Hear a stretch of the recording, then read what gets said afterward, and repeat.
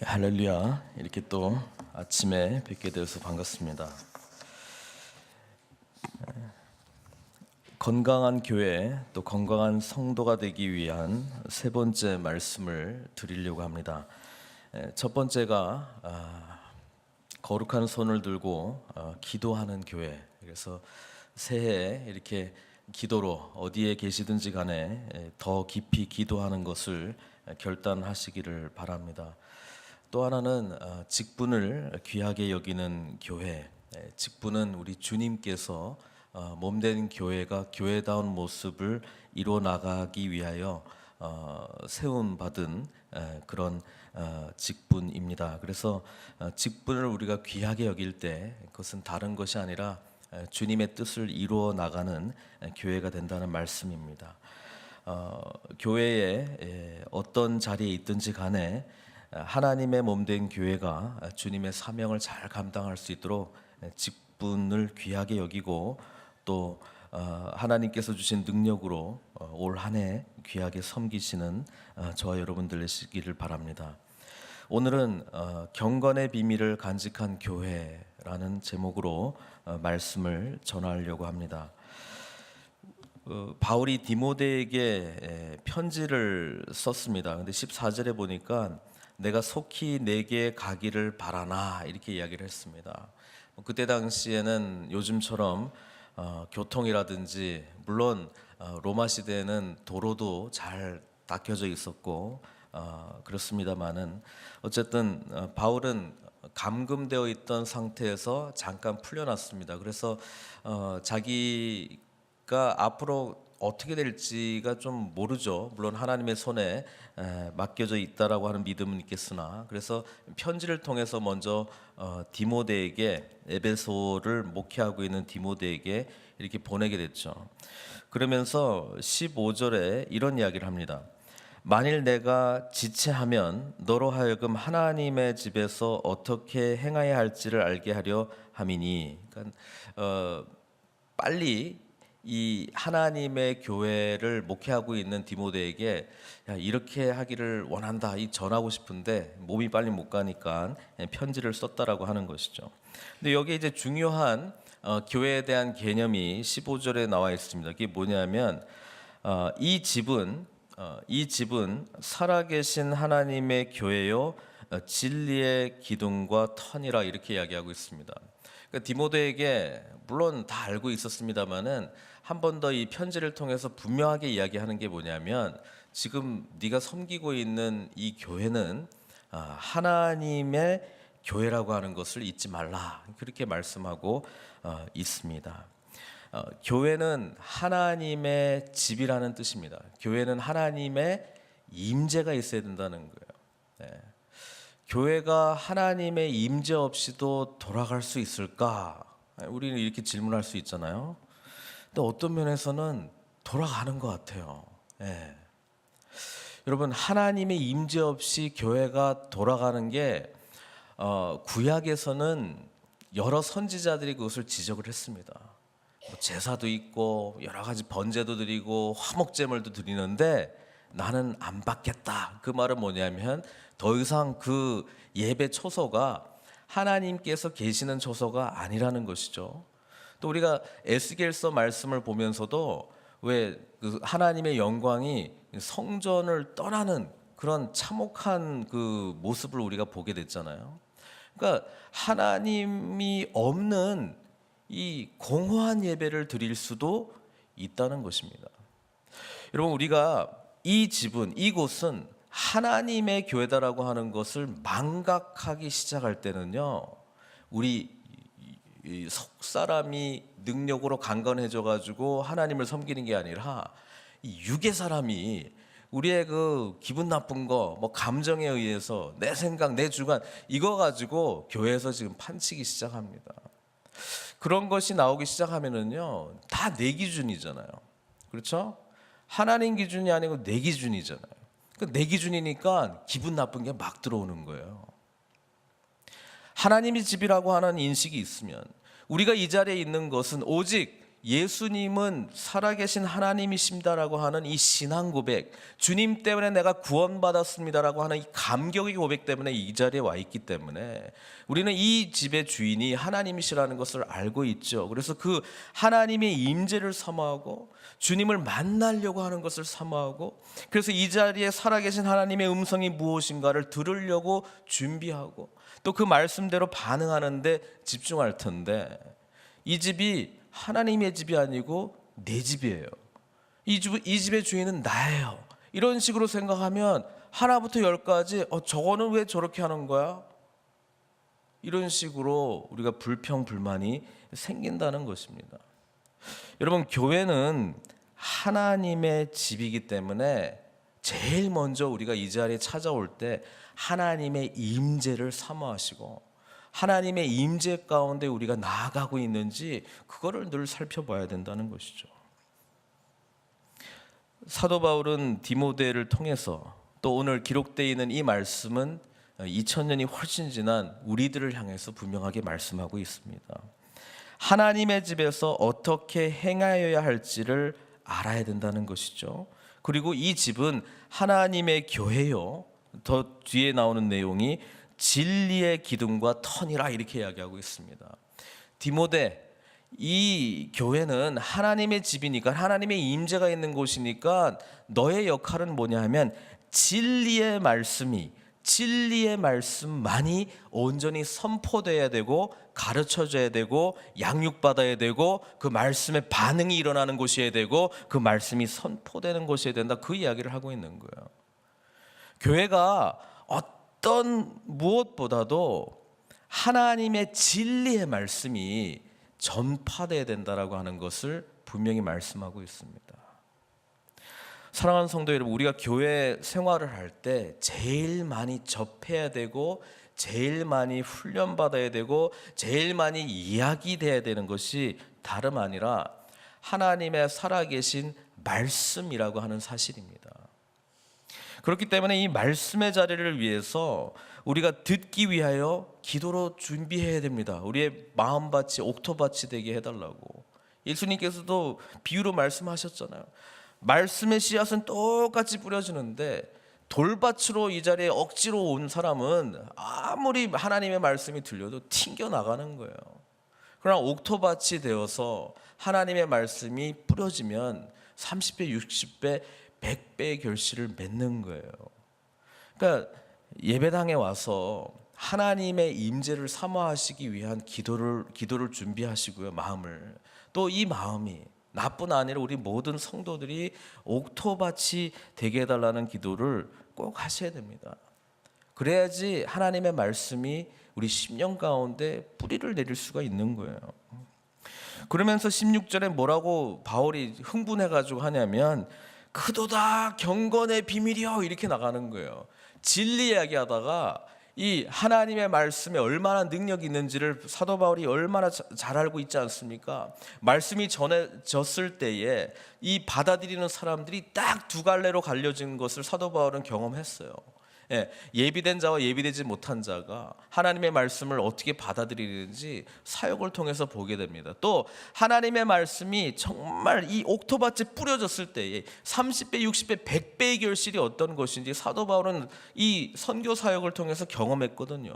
그러니까 이 진리의 말씀 이야기하니까 막 흥분해가지고 크도다 경건의 비밀이여 그러면서, 우리 한글 성경에는 그렇지 않다 하느니 없도다 그러면서 그는 육신으로 나타난 바 되시고 영으로 의롭다 하심을 받으시고 천사들에게 보이시고 만국에서 전파되시고 세상에서 믿음 받으시고 영광 가운데서 올려주셨느니라, 이게 그냥 쭉 나와 있는데요. 이게 굉장히 아름다운 시적 언어로 지금 쓰여진 거예요.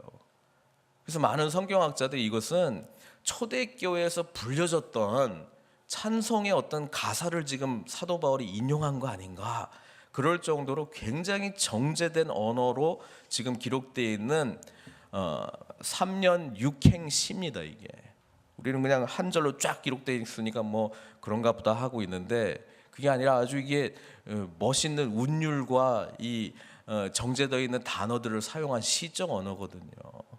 사도 바울이 복음 이야기하면 막 흥분하는 거예요.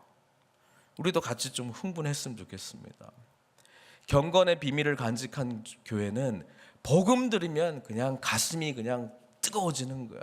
복음의 이야기를 갈망하고 복음의 역사를 소망하고 복음의 반응을 삶 가운데 기대하는 그 교회, 그게 하나님의 임재하심과 하나님의 마땅한 교회가 보여야 될 반응 아니겠습니까? 우리가 건강한 교회, 건강한 성도로 나아가기 위해서 제일 먼저 마음 가운데 품어야 될 모습이 뭐냐면 이 복음이 무엇인가? 나는 복음에 반응하고 있는가? 복음은 내 삶 가운데 역사하고 있는가? 우리 교회는 복음이 선포되고 있는가? 복음의 대조로 반응하고 있는가? 그거를 봐야 된다는 거예요. 바울은요, 이 복음, 예수 그리스도가 복음이잖아요.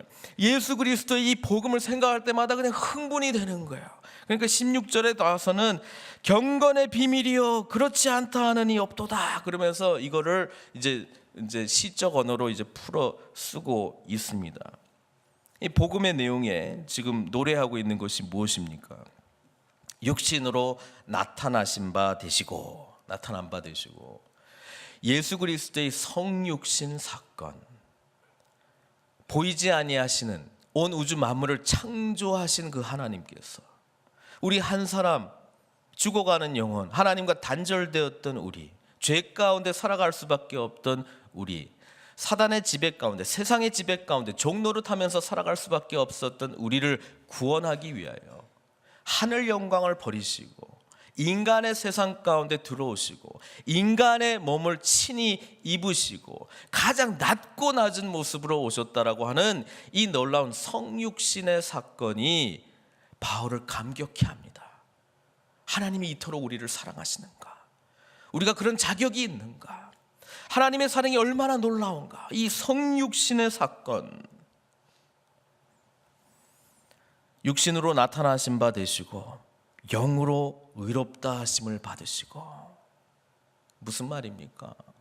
예수 그리스도께서는 우리의 죄를 대신하여 십자가에 죽으시기 위하여 당신께서는 친히 죄 없는 모습으로 오셨어요. 그렇죠? 그리고 십자가에서 우리 죄를 대신하여 죽으셨단 말이에요. 그 예수 그리스도의 의로움이 우리에게 온 것 아닙니까? 그래서 우리가 이 자리에 감히 앉아 있는 것 아닙니까?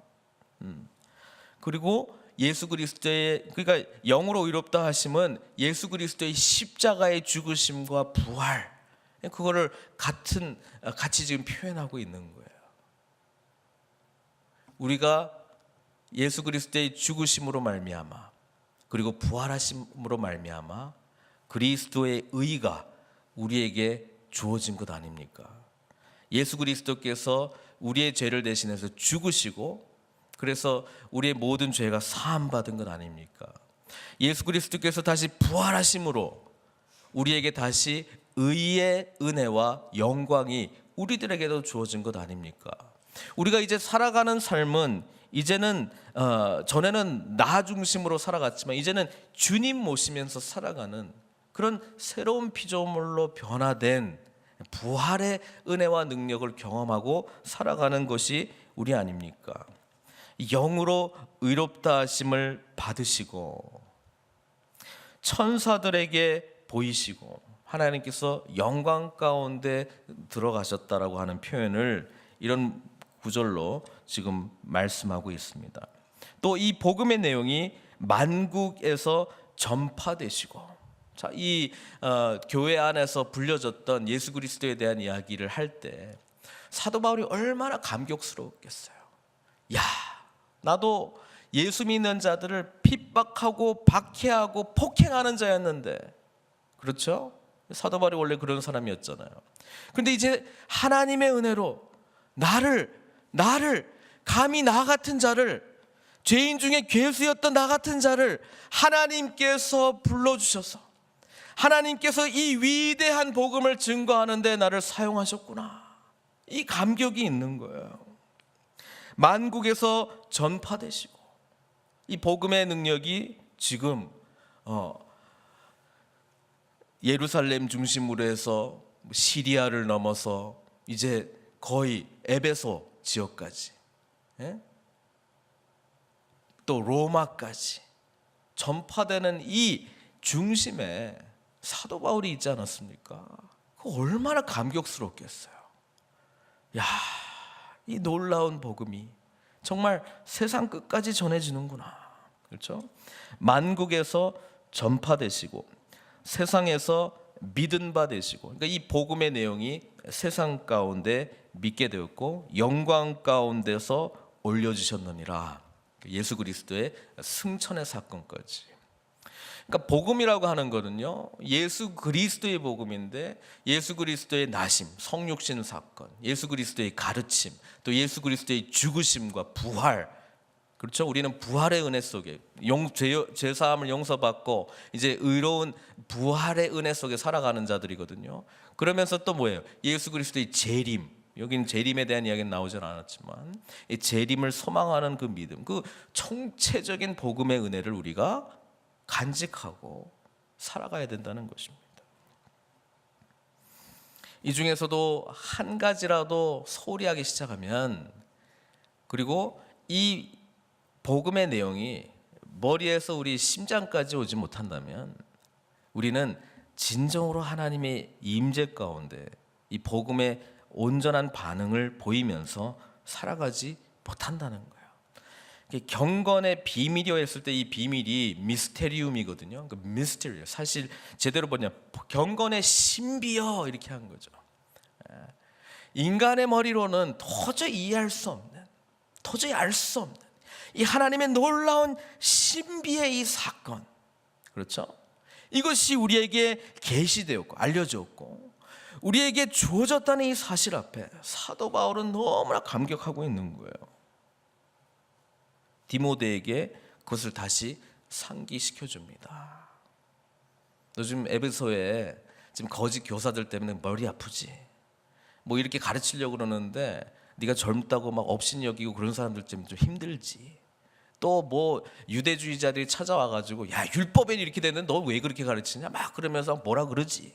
또 예배는 또 왜 이딴 식으로 하냐? 막 공격하고 있지.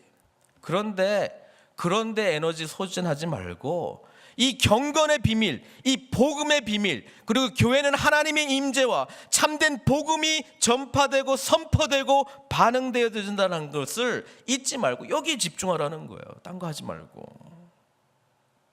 1절 보세요. 이야기하잖아요.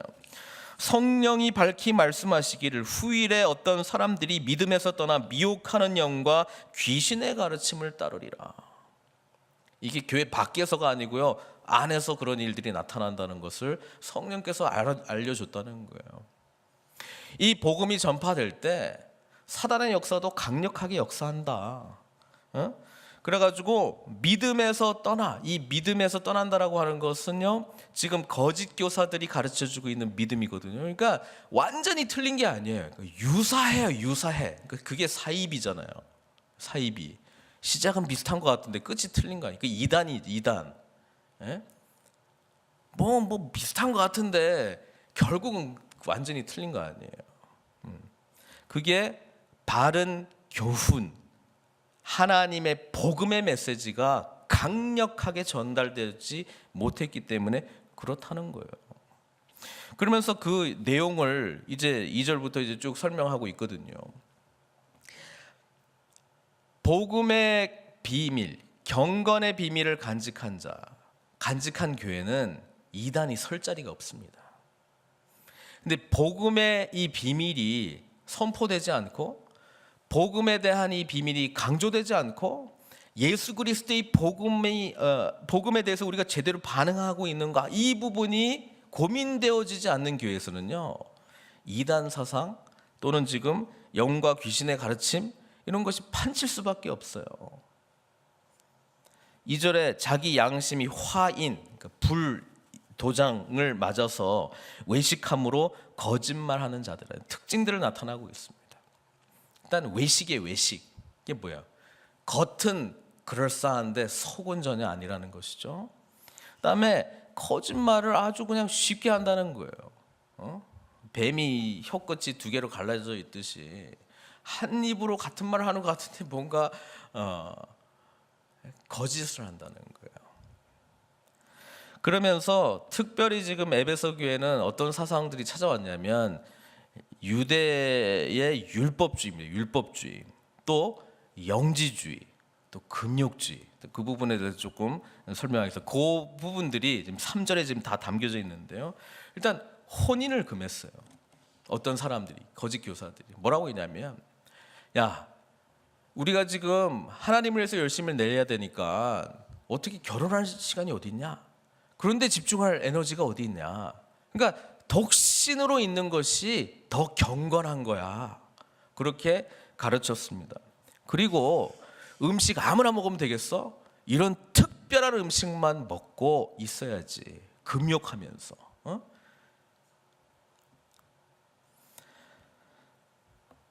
영지주의하고도 연관돼요. 영지주의하고 금욕주의. 금욕주의는 뭐냐면, 금욕주의하고 영지주의 공통점이 이거예요. 육신은 악하고 영은 좋다는 거예요. 그러니까 육신은요, 육신적인 거는 가능한 한 안 해야 되는 거예요.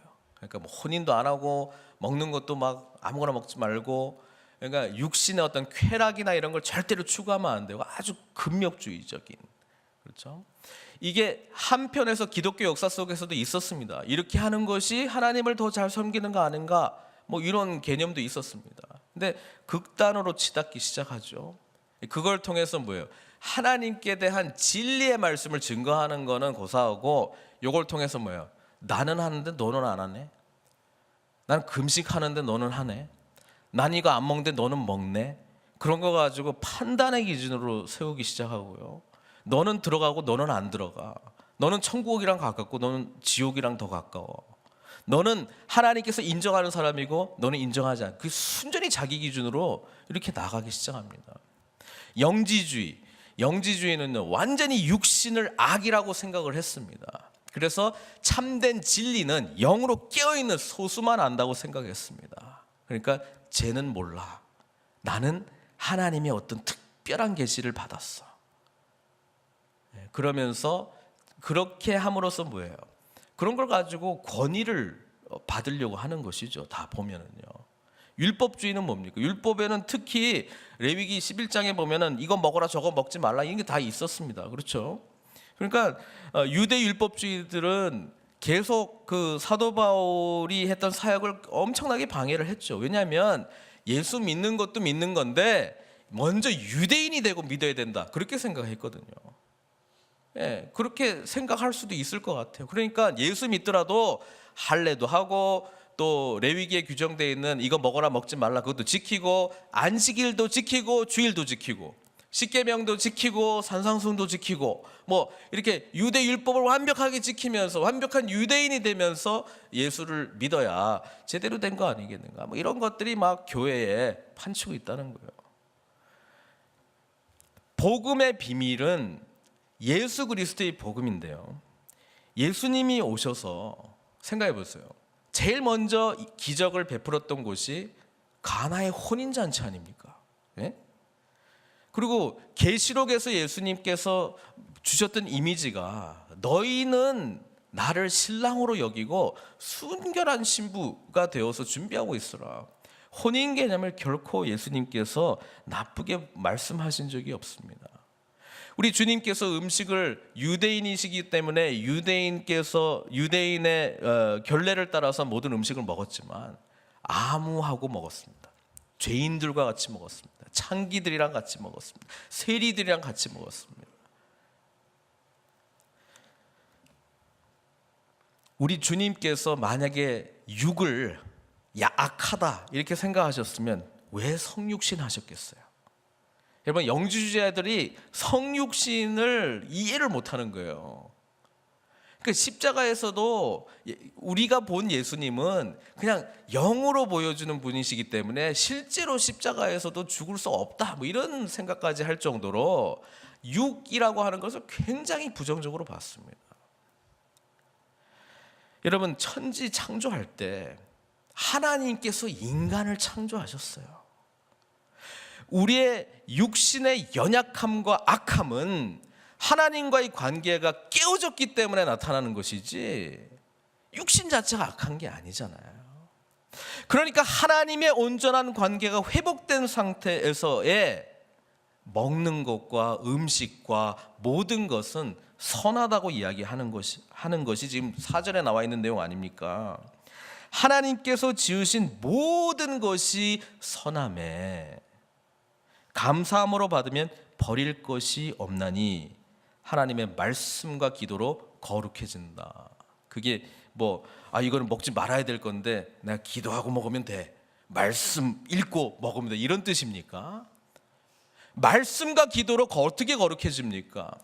하나님의 말씀과 하나님께 대한 기도는 하나님과의 인격적인 관계가 회복되었기 때문에, 우리의 죄의 문제가 예수 그리스도의 복음으로 해결되었기 때문에 그 사람에게는 참된 자유가 있고, 또 하나님의 은혜를 온전히 깨닫게 된 자는 목적 자체가 하나님 나라를 위한 목적이기 때문에 그 목적 안에서 먹고 마시고 관계하고 이 세상 가운데서 어떤 것들을 누릴 때에 기도 없이, 하나님의 말씀에 인도하심 없이 자기 멋대로 했겠어요? 그러니까 거룩한 거예요.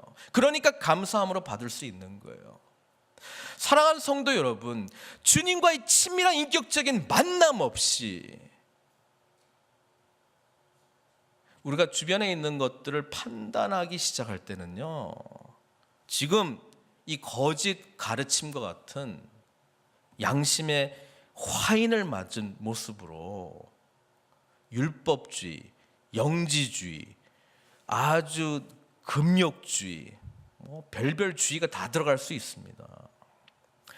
우리 몸된 교회가 하나님 앞에서 정말 건강하고 성숙한 모습으로 나아가기 위하여 온전한 복음의 은혜에 깊이 젖어 들어가시는 저 여러분들 되시기를 바랍니다. 경건의 비밀을 간직한 자, 바로 복음이신 예수 그리스도를 깊이 만나고 경험한 자인 줄로 믿습니다. 바로 그런 교회 가운데는 거짓 진리가 판치지 못하고 오직 참 진리 되시는, 우리를 자유케 하고 우리를 죄에서 해방시키고 하나님의 새로운 피조물의 은혜를 깨닫게 해주고 이 세상 가운데 이 복음의 삶이 요구하는 하나님 나라 비전을 향해서 반응하도록 주님께서 우리의 목적과 방향을 제시해 준다는 말씀입니다. 우리 몸된 교회가 이 길로 함께 나아가시도록 여러분, 복음의 은혜에 깊이 간직한 모습으로 주님께 나아가시기를 주님의 이름으로 축원드립니다.